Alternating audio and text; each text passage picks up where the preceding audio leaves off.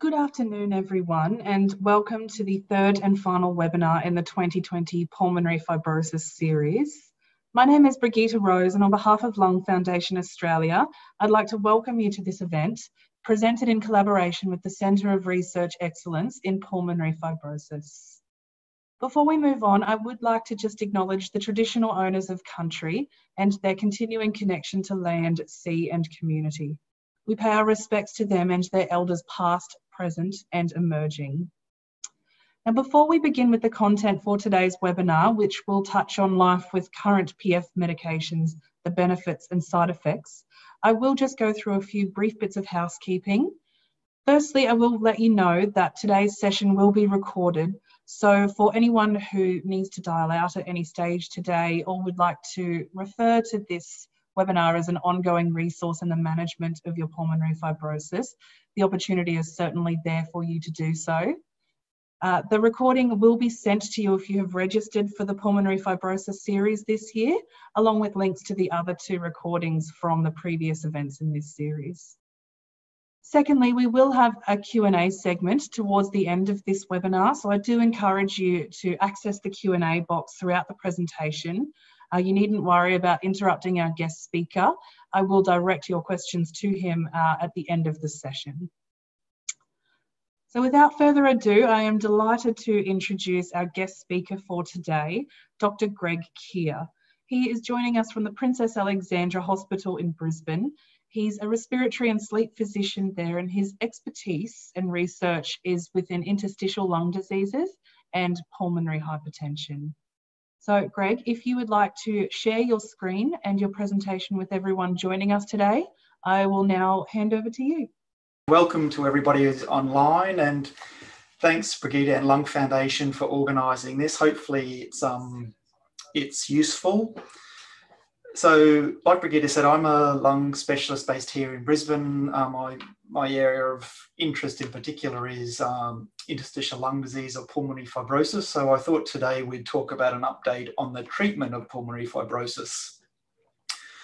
And I thought just to start with, a lot of what I will refer to in the talk and a lot of the slides is material that I've taken that is available on the Lung Foundation website. In particular, this book that's been out for the last 12 months or so, which I refer to a fair bit. It's been written by sort of expert doctors and nurses and other health professionals who deal with pulmonary fibrosis. So it's a really useful resource available on the Lung Foundation website and also in hard copy that's good to refer back to. So I thought I might just start with some sort of definitions of what we are dealing with pulmonary fibrosis, because it's a term that we often use interchangeably with either pulmonary fibrosis or lung scarring or interstitial lung disease. They're all slightly different, but we often kind of use the terms interchangeably. So if you hear any of those terms, they generally mean much the same thing. And so with pulmonary fibrosis, it refers to the formation of scar tissue within the lungs. And the analogy that I often try to use when talking to people when I first see them, if you think about if you get like a bad cut or a bad burn on your skin, as the skin heals, you're often left with sort of some scar tissue. The same process can happen in the lungs. If the lung is injured or damaged, as it heals and repairs itself, it often can leave scar tissue behind. And with some of these conditions of pulmonary fibrosis we'll talk about today, that scar tissue isn't just localized to one part of the lung, it can spread and progress throughout the lung and cause problems. And if it gets bad enough, that fibrosis can cause the lungs to stiffen, making it difficult to breathe. So there's lots of different causes of pulmonary fibrosis. It's not just one illness or one condition. So a few of the things that we see more commonly, we know that there are things in the environment that we breathe in, that we inhale, that can cause lung scarring. And that in years past, that's included asbestos. So people who have worked around asbestos for a long time can have lung scarring. More recently, we know that builders and tradesmen who work with silicon can cause lung scarring. We know there are immune system conditions like rheumatoid arthritis or scleroderma that can cause lung scarring or fibrosis. And then there's also a whole bunch of conditions that we know cause lung scarring, but we don't know what causes them. So, and that in particularly a condition called idiopathic pulmonary fibrosis or IPF, sarcoidosis can cause lung scarring. So when we talk about fibrosis, it's not just one condition. There's a whole lot of different things that can cause fibrosis in the lungs. And we also know that fibrosis in the lungs, it might remain stable or it might progress over time. And a lot of that really depends on the underlying cause. And again, the treatment really depends a lot on what the underlying cause of the fibrosis is. So I think it's just a really important take-home message. If you're diagnosed with fibrosis, there's a whole spectrum of different conditions that can cause it, and how the condition behaves or how it responds to treatment is really variable as well. Pulmonary fibrosis just isn't one disease. So I thought with today's presentation, we'd talk about IPF, or idiopathic pulmonary fibrosis. It's one of the more common conditions that we see. And then I've lumped the rest of them together into these non-IPF causes of pulmonary fibrosis. We'll spend most of the talk on this first condition called IPF. So again, just because lots of medicine is made up of these shorthand terms. So IPF, the I stands for idiopathic, which is the fancy medical term for a condition with an unknown cause. Pulmonary refers to the lungs, and F for fibrosis. So we shorthand idiopathic pulmonary fibrosis to IPF. It's a condition that mostly affects men, mostly of an older age, so particularly 60s and 70s and older. It mostly occurs in smokers and people who have smoked in the past. And even though in the past we thought it was a relatively rare condition, we now know that it's probably more common than we've thought of. So it's thought that new cases of IPF, so for every 100,000 people in the population, it's estimated that 10 to 20 of those will be diagnosed with IPF each year. So somewhere like Brisbane, for example, with our population, we'd expect between about 200 to 400 new cases of IPF every year. Sydney, Melbourne, double or even triple some of those figures. So there's a lot of it out there with IPF.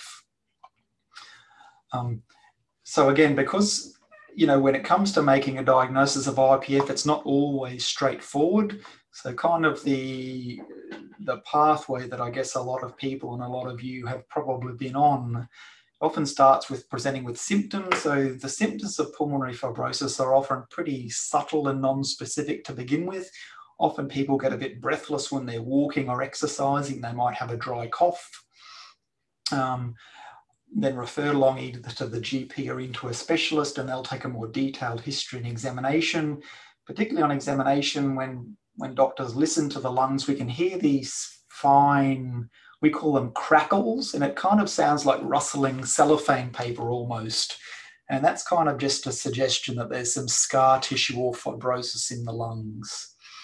We generally do blood tests to look for causes of fibrosis. Like I mentioned, there are illnesses like rheumatoid arthritis and scleroderma that cause lung scarring or fibrosis, and we can pick those up on a blood test.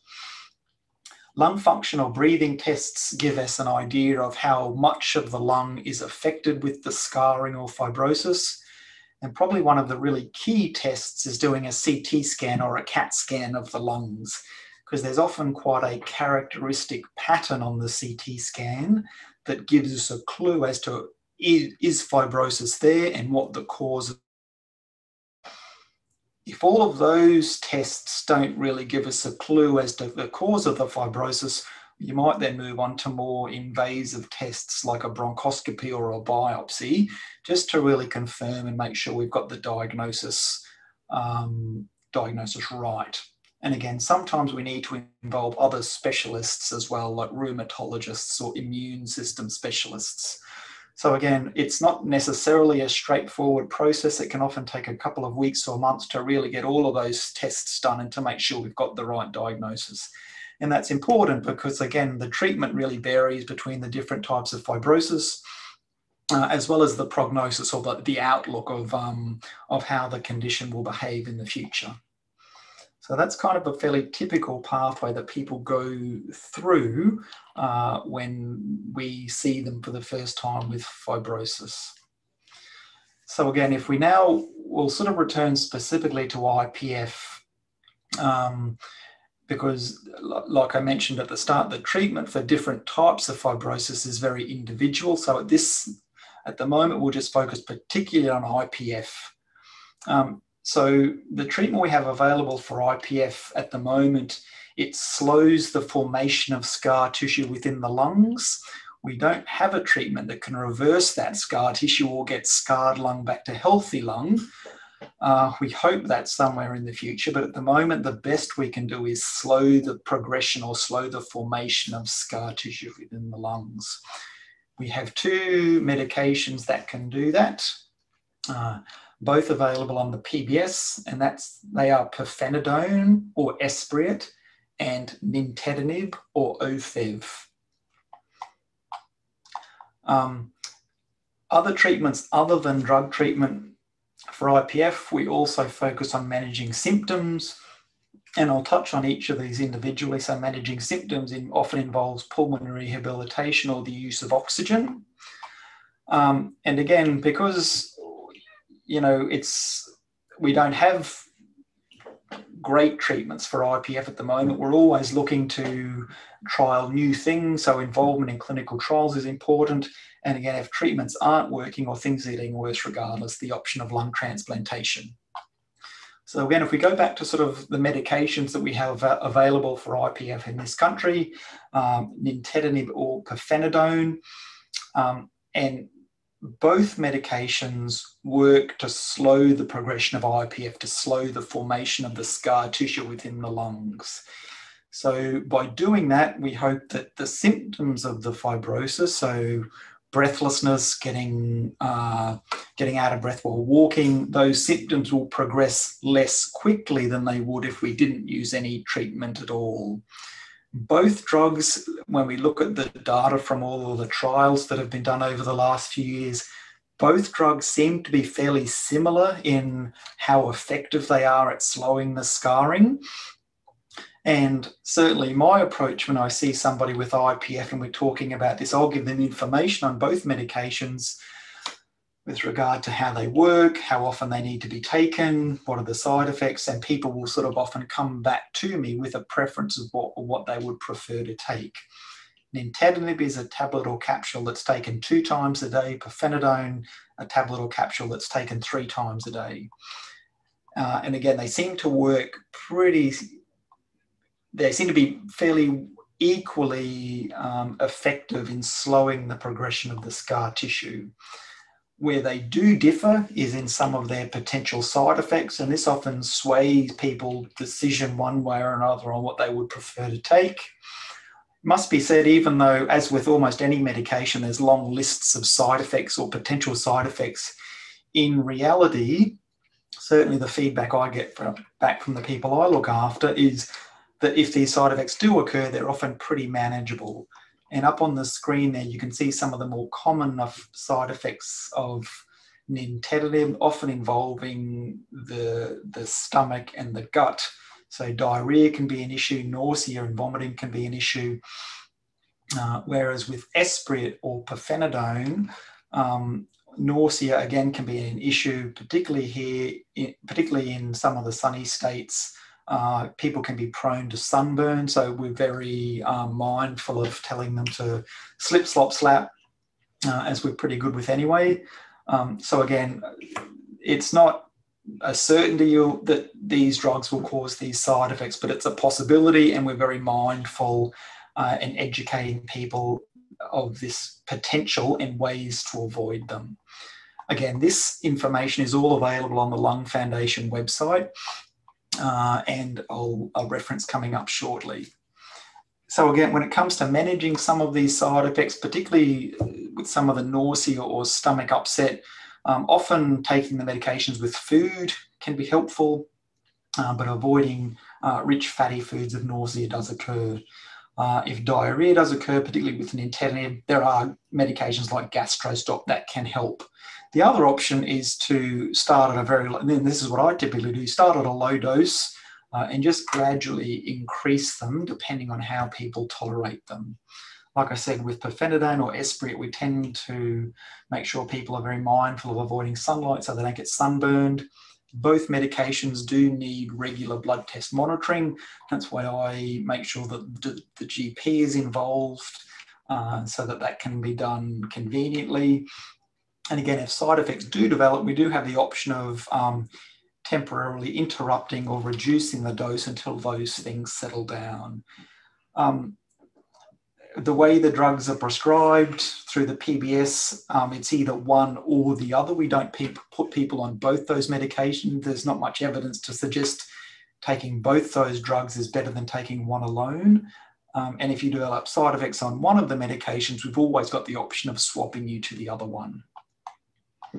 And like I said, certainly this is my approach, and I think most people I know who deal with this condition, we often, when we are giving out information, we give out these booklets as well that have a lot of information about the medication and things that I've not had a chance to go into today. So again, if you're seeing a lung specialist or they're talking about these drugs, there's lots of resources available both online and in hard copy that can help you make the right decision as to what drug is best for you. So again, they're medications that can help slow the formation of scar tissue within the lungs. So while it slows the scar tissue, it doesn't necessarily make you feel any different or feel any better. And particularly if you're getting problems with symptoms like breathlessness or cough, we generally need to focus specifically on those symptoms and treat those symptoms in particular, because the pirfenidone and the nintedanib are not great medications for managing some of those symptoms. And that's where sort of a more holistic approach of not just slowing the scarring, but focusing on the symptoms becomes really important.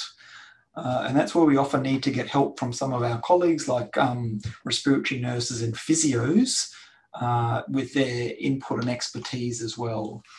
So particularly when it comes to managing symptoms like breathlessness and fatigue and cough, pulmonary rehabilitation can be a really useful program. So pulmonary rehab, it sort of varies from hospital to hospital, but broadly speaking, it's a program of education, exercise and support that's designed specifically for people with lung conditions. So pulmonary rehab can be useful not only in lung scarring or fibrosis disorders, but people who might have emphysema or COPD or bronchiectasis. Lots of different lung conditions can benefit from pulmonary rehab. And what's great about these programs is they're often run by expert respiratory nurses and expert respiratory physios who can tailor that program specifically to what it is that the individual person needs. So it's not just sort of a one size fits all. They can kind of tailor the program to what it is that you need. Again, the programs vary from hospital to hospital or state to state, but that, certainly our program, we've got respiratory nurses, physios, there's often dietitians, psychologists involved as well. We run our program, it's a community-based program just because our hospital can be quite difficult to get into and park. So it's a bit different from area to area, but that's kind of the broad principle of what pulmonary rehab is all about. And I guess the whole aim of the program is to help you become as fit and as strong as possible and having the confidence of managing your breathlessness and your fibrosis. The program, some of the specifics, it often involves a visit once or twice a week for a 6 to 12 week period. Sort of as you kind of learn about your condition, learn how to manage it, manage those symptoms and the best approach for you. Certainly almost everybody that I see with fibrosis, I will refer along and generally get pretty good feedback that people find it of benefit. So pulmonary rehab is one treatment approach for managing symptoms. The other is oxygen. And this can be a little bit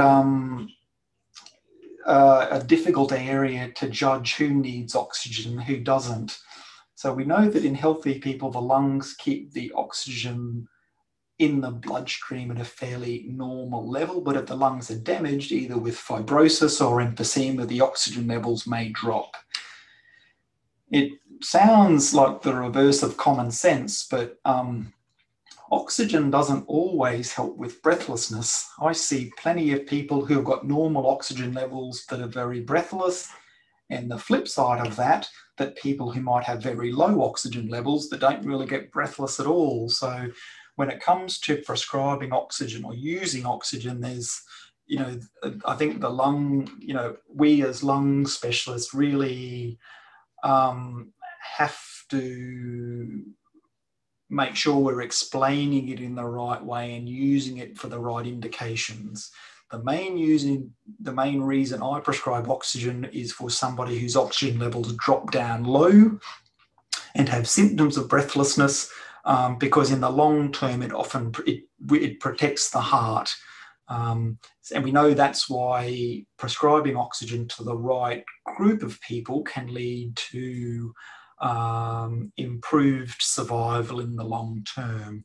So again, I think it's an important message, you know, to be aware of, that oxygen we don't always use it purely for breathlessness. There's lots of reasons behind the scenes that it might be of benefit.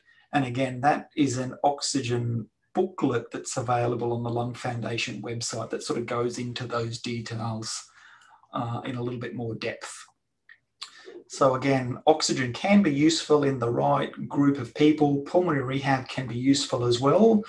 And then there's lots of other symptoms of pulmonary fibrosis that take a lot of time to try and get right as well. And I'm sure this will be not news to a lot of people online, that cough is a really common symptom of pulmonary fibrosis and one of the most difficult symptoms to manage. So when I see, you know, the lung scarring itself can cause irritation of the lung and cough, but there's lots of other things that cause cough as well. So things like having sinus troubles, having reflux or heartburn with acid getting down into the lungs causing cough. There's lots of things that we need to look at as contributing to cough and try and fix those up one by one.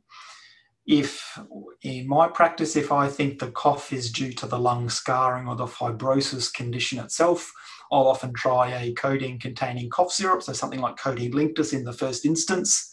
That does need a script, and that's often the thing that I will try first to give a little bit of relief. Again, breathlessness is another really common symptom of lung fibrosis. And that's where pulmonary rehabilitation can be really useful. There are other certain prescription medications that we can try that can help with breathlessness as well. So certainly medications of sort of the Valium or diazepam type family can help take the edge off breathlessness, particularly the becoming really suddenly breathless, the anxiety and the stress that causes, we can help to manage. And again, we've focused very much on kind of the medical and the drug aspects of treatment, but we know that there's a whole lot of background, you know, emotional impact of these conditions as well. And particularly, while pulmonary rehab can be useful to sort of meet other people with your same condition and share experiences, you know, if you're living somewhere that might be a little bit remote and, you know, don't have other people to talk to, the Lung Foundation run this fantastic Peer Connect service where they can link you in either over telephone or teleconference with somebody else with your condition that might be a helpful resource to help manage some of the symptoms and talk things through and find out their experiences. And I suspect Brigitte will talk a little bit more about that once I finish up. But this Peer Connect service through the Lung Foundation is another really fantastic resource that I've had some good feedback from the people that I look after. And again, this is all I was going to mention with IPF. And just to sort of rehash, this is the Lung Foundation, the link or the website. If you just Google Lung Foundation IPF, this is where it will take you. And you can see along the top there, there's lots of little drop-down tabs and lots of resources that you can access on this website that have all been made up by sort of experts in the field, not just doctors, but lots of nurses and physios and allied health professionals as well. So if we move away from the specific condition of IPF, like I mentioned at the start, there's lots of other causes of pulmonary fibrosis, or lots of other reasons why you can develop scarring in the lungs. I touched on this already. So some things in the environment like asbestos and silicon could cause lung scarring if you breathe them in over a period of time.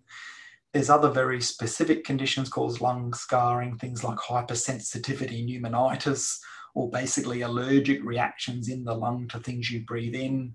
Some of those autoimmune conditions, sarcoidosis. There are some drugs that can cause lung scarring. So that's when you meet I'm sure lots of people online, when they met their lung specialist for the first time, they would have taken a very detailed history about what medications you were on, just in case any of those were causing lung scarring. And things like if people have had previous radiation for either lymphoma or breast cancer, that can cause localized lung scarring as well. So I put this in really just to make the point that pulmonary fibrosis is a very diverse group of conditions and can often take a lot of unraveling as to what the underlying cause is. And not surprisingly, given these are all different conditions and different illnesses, the treatment varies enormously. And I won't try to cover all of that today, but just in a couple of broad principles in case there are people online. So while we've spoken about IPF and the specific medications with pirfenidone and nintedanib, we know that at the moment they only work for IPF. They're only available for IPF. They're not available for other causes of fibrosis.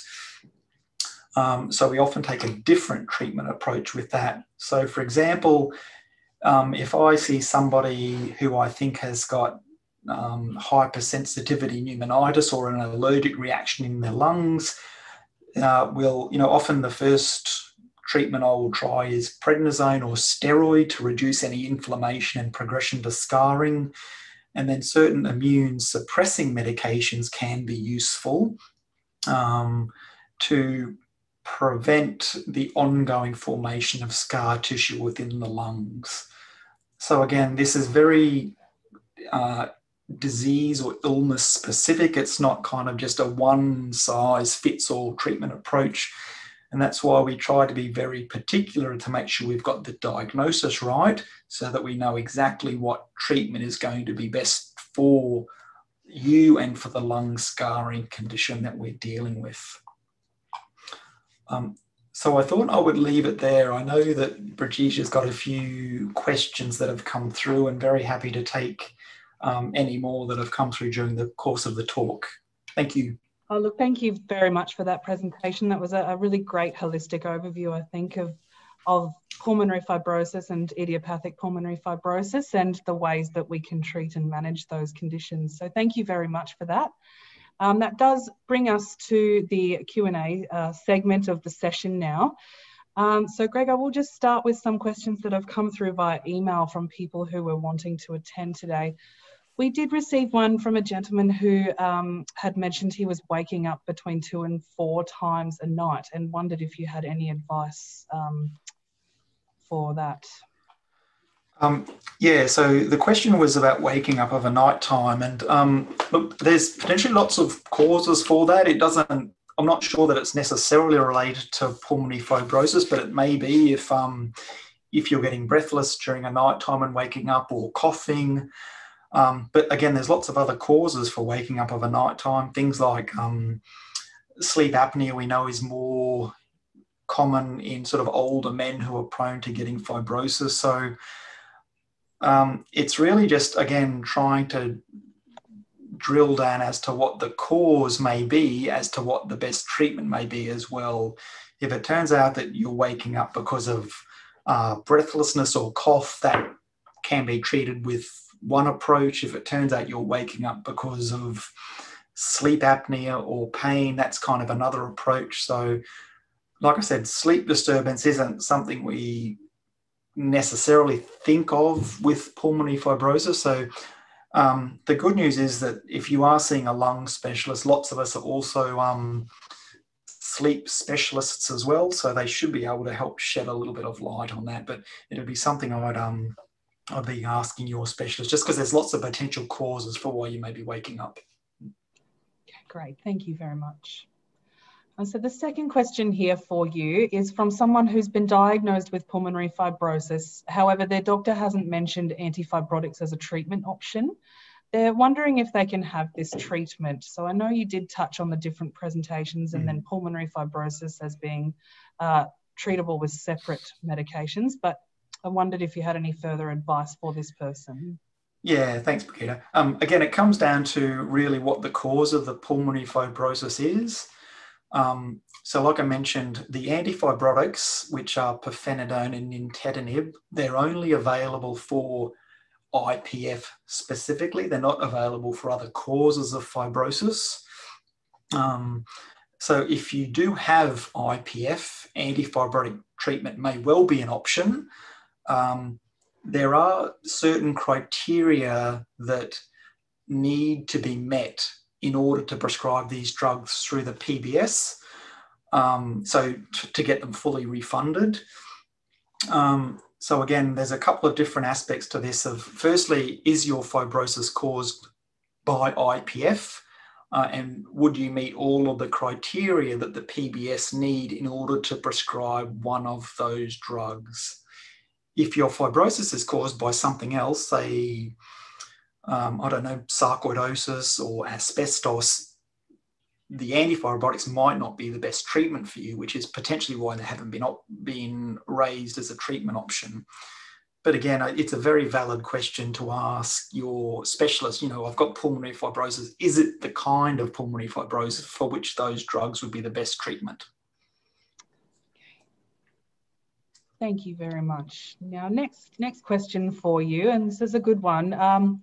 Somebody is wanting to know if they're able to do pulmonary rehabilitation if they're on oxygen for their pulmonary fibrosis. Generally, yes, yeah. And certainly in our program and the programs I'm familiar with, we will often use oxygen if it helps people to walk further and do a bit more exercise. So oxygen shouldn't keep you out of pulmonary rehab. And sort of the referral that I send in, I always mention if somebody I'm sending to pulmonary rehab is on oxygen or not, because again, it just helps tailor what they do. But no, oxygen should be fine in most pulmonary rehab programs, I'd be guessing. Yeah. Okay. Excellent. Thank you very much. Our next question is from Rick. So Rick is on Esbriet at the moment, and he's just wondering why there's a monthly blood test, and as well as that, how does the drug affect your kidneys? So with Esbriet, the reason we generally do the blood tests are particular to monitor the liver function tests. In a very, very small minority of people, less than a couple of %, Esbriet can cause some inflammation of the liver. And we pick that up first on the blood tests before it becomes a major problem. So typically we do blood tests maybe after the first month or two, and then most of us would then do blood tests every 3 months or so. So that's the general reason we do monitoring blood tests on the antifibrotics, both nintedanib and pirfenidone. Esbriet, as far as I know, it doesn't really affect kidney function at all. So it's mostly the liver that we get worried about. But again, the liver problem is very, very unusual, and that's why we do the blood tests. Right. Okay, thank you very much. Now, another great question for you here. Someone has asked if they start an immunosuppressant treatment, will it increase their chance of getting a chest infection? Yeah, there is a chance of that happening. That's why certainly when I look at and thinking about starting immunosuppression, I think most of my colleagues are the same. We do weigh up those risks and benefits for treatment. Even if you do go on immunosuppression treatment, in my experience, I think there is probably a small increased risk of getting a chest infection. It's not a huge amount by any stretch. And again, common sense things like avoiding people who might be unwell with a cold or a flu, any symptoms of a chest infection, get on and start antibiotics or see your GP or specialist early to get it treated. So I think the answer is yes, there is. I think there is a small increased risk of getting a chest infection. And again, but it has to be a balance of, do we use the immunosuppression to stop the fibrosis getting worse versus the risk of getting a chest infection. So it's always a bit of a balance getting that decision right. But again, it's why I think I'm having a chat to your specialist and knowing what to do if you do get symptoms of infection, of treating them early is the right approach. Great, thank you. Now, Rick, who asked about the effect of Esbriet on the kidneys, has just mentioned that he did make an error and that it should have read liver. So I don't know if you have any further details on how it does affect the liver. No, just as I said before, so in a very small minority of people, it can cause some inflammation of the liver, but we pick it up very early on blood tests and can either monitor it or change the dose if we need to. So that's the reason we do the monitoring blood tests every few months. Great, thank you very much. The next question for you, does everybody with PF end up on oxygen? No, not at all. So again, there's lots of different causes of pulmonary fibrosis, some of which are very minimal and stay stable. Some of the others do progress with time. So it really depends on what the underlying cause of the pulmonary fibrosis is, but lots and lots of people I see, they might have some pulmonary fibrosis that's fairly stable. They get on and live a pretty normal life. They're aware of their limitations. So it might just be that they don't carry the groceries up 2 flights of stairs. So not by any stretch does everybody with fibrosis end up on oxygen. And I think it's worth making the point that, if you read fibrosis on your CT report or somebody mentions it without explaining, if you then go off and Google pulmonary fibrosis, you'll almost certainly come up with a worst case scenario. But like I said, that's not generally the case with most people. So please talk to your specialist and get as much information as you can as to what the cause of your fibrosis is and what the exact diagnosis is, because it's a really variable group of conditions, and we're always at risk of lumping everybody in together. Whereas, like I said, some forms of fibrosis are very mild and don't change, whereas some of them do a bit worse in the long term. Great, thanks very much. We've got a few more questions coming through for you. So just back in terms of the liver, Rick has just asked, on a blood test readout, what reading would you expect to say that your liver is okay? So on a standard liver, we call it a liver function test, there's about 6 different values. Things like a bilirubin or an AST or an ALT. So it's not just one value, but in particular, it's the AST and the ALT values that can go off early. So they're often the ones that I look at. We look at all of them, but if there's going to be a problem, it's often one of those, the AST or the ALT, that will start to increase first, and it might be an early red flag of a problem. Thank you. Now we have another question that's come through, and thank you for this question, Roger. It's a great one. Roger's just wanting to know what research is being done to find new drugs for IPF. Lots is the short answer. So look, until 5 years ago, we had no effective treatments for idiopathic pulmonary fibrosis, or IPF. Since pirfenidone and nintedanib came on board, there's been a whole lot of clinical trials and drug trials looking both at more effective treatments, I know that there's at least a couple of these that are running in lots of the major hospitals around the country.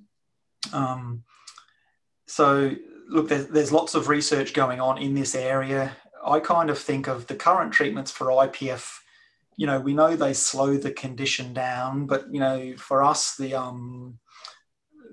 real goal is to find something that can help reverse the scarring. We're not there yet, but there's lots of work going on in that area. There's lots of local work with experts in Australia looking into this as well. But depending on which hospital or which part of the country you're in, certainly ask, if you have IPF, ask your specialist, look, are there any trials that I can get involved with? Not every hospital's involved in trials. And different hospitals are involved in different trials, but please ask, because if they don't know, I'm sure they can certainly refer you on or ask one of their colleagues who might be conducting trials in this area. But yes, there's lots of research going on to find better treatments for IPF. Great, thank you. And just on that, someone has asked how you get onto a clinical trial. I'm not sure if you're able to help them with that one. Yeah, again, so different hospitals are involved in different trials. I know certainly there's a couple of the major hospitals around Brisbane, certainly in Melbourne and Sydney, I'm sure is the same.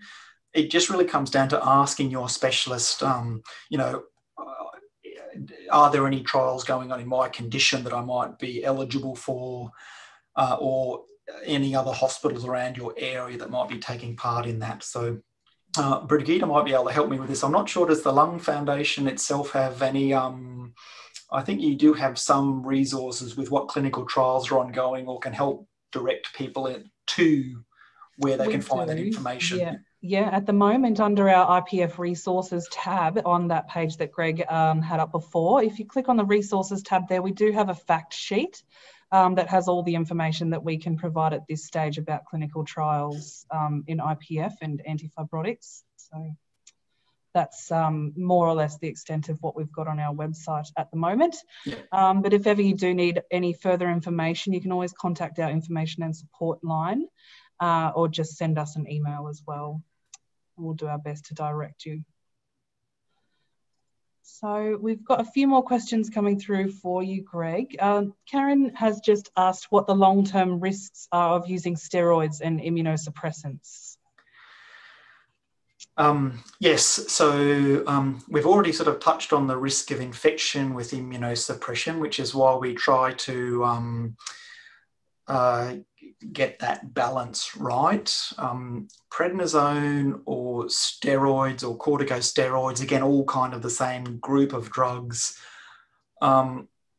If we use them in high doses for long times, and I'm talking kind of months, there's risks of weight gain, osteoporosis, risks of infection, risks of developing diabetes. Again, in most of the pulmonary fibrosis conditions, we don't need to use big high doses of steroids or prednisone for a long time. In some of them, we might just need a short, sharp burst at the higher dose, then we reduce it down. But yes, there's lots of risks of prednisone and steroids in the long term, which is why we try to keep the doses low as possible and take people off the medication as soon as possible if we can do it safely. So for me, I think there's certainly more risks of high dose prednisone in the long term compared to immune suppression drugs generally, which is why certainly I do, and most of the people I know in this area, we try to keep the doses very low and very sensible. Great, thank you very much. I will just mention as well, just back on the topic of clinical trials, that anybody wanting to find out more about the pulmonary fibrosis clinical trials can also visit our PACT website. So I've just popped that hyperlink in the chat box if anybody else wants to access that there. Okay, we do have a few more questions for you. I just think we might have time for one or two more. Rick has just asked, he's been on Esbriet for 16 months and he's just wanting to know if this is something that you'll then be on for life, if you have started that treatment. Probably yes is the best answer I can give without knowing specifics of things.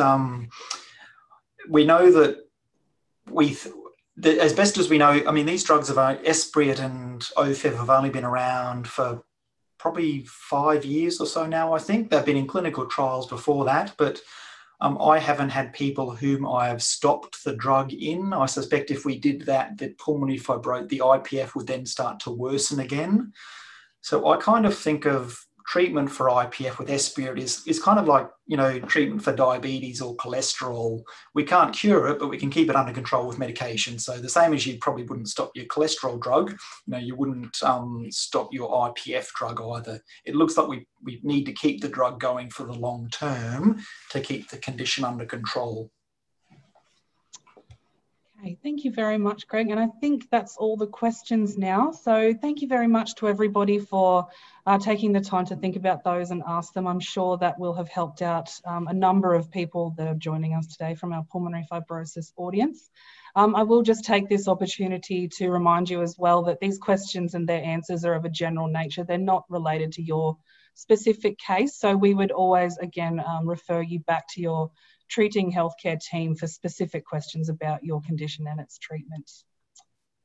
So that does bring us to the end of today's session. So thank you very much for joining us today, Greg. That really was a wonderful and informative, really holistic overview of everything that we have available at the moment in the treatment and the management of pulmonary fibrosis.